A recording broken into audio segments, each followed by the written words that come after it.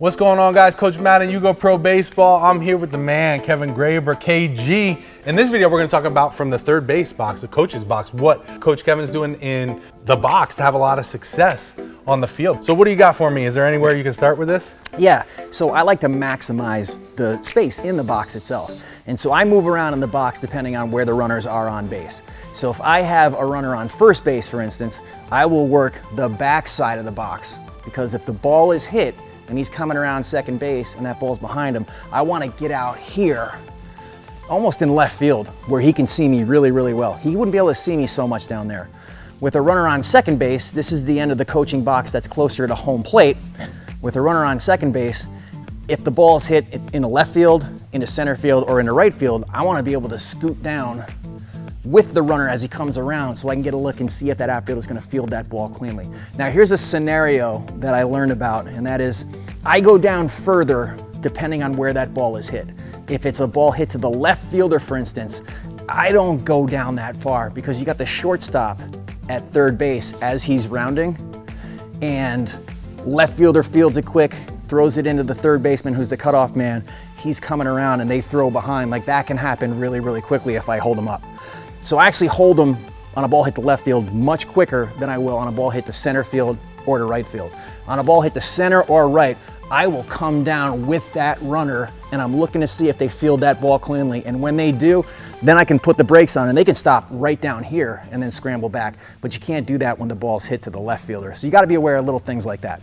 Are you staying as close to the line as you can? Are you getting any depth, like going back by the third base dugout, or? Yeah, if the runner and I make contact, he's out. Right. So staying out of the way. I need to get out of the way, but also, at the same time, I need to be able to see here. He needs to be able to see me, and I need to be able to make a good decision as well. Now, are you just using hand signals? Are you going stop, back? Like, what? Are you being very verbal? Yeah. So the hand signals are this means stop.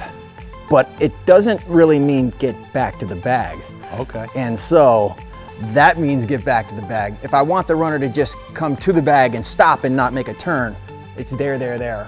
But if I want him to actually make a turn, I'll come with him and I'll give him the stop right there. What about a slide? Like, if you need this guy to slide. Okay. Or,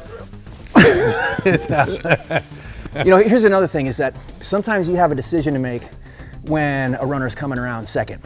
One thing that I like to think about is, like, who's the cutoff man? Where's the cutoff man? And has the ball reached him yet?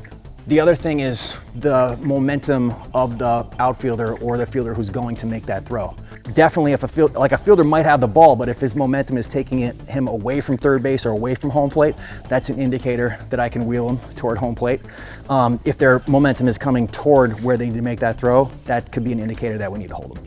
One of the hardest things for me was when you got two guys or three Yes. guys on base. How are you communicating with these guys? I got to let this guy pass and then get the heck out there, because Right. I've said stuff to the lead runner that the trail runner thought was meant for him. And I've also said stuff that was meant for the trail runner that the lead runner, like, I've held the trail runner and the lead runner thought I was holding him. Right. I've done it. The longer you coach, the more of these mistakes you make.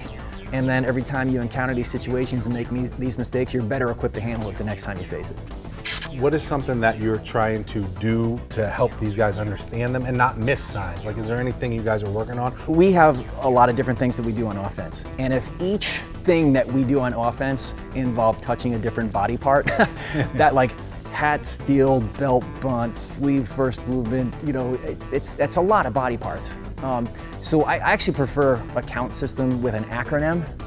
And the acronym could be something like, bunt, steal, hit and run, squeeze. And so after you touch the indicator, then you start to count touches. So, indicator, bunt, steal, hit and run, right?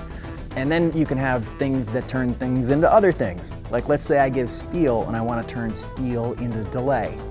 I can give steal and then, like, touch my hat and that turns steal into delay. So anything you can do to give kids memory cues that help systematize it, rather than, like, all right, foot means something really I just want to keep it as simple as we can for the kids. That makes sense, yeah. But also be able to have a lot of stuff in your system.